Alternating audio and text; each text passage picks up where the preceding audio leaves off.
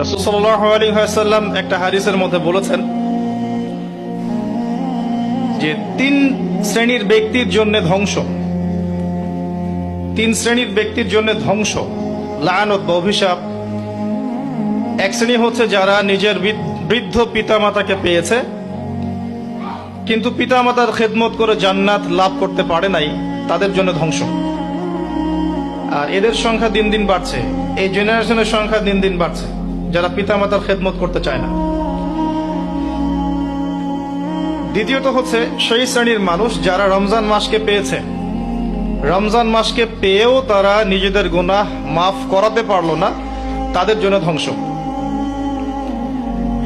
তৃতীয় শ্রেণী হচ্ছে তারা যাদের সামনে রাসূলুল্লাহ সাল্লাল্লাহু আলাইহি ওয়াসাল্লামের নাম উচ্চারিত হয়েছে কিন্তু রাসূলের নাম শুনে তারা দরুদ পাঠ করেন নাই। এই তিন শ্রেণীর ব্যক্তির জন্য রাসূলুল্লাহ সাল্লাল্লাহু আলাইহি ওয়াসাল্লাম ধ্বংসের দোয়া করেছেন।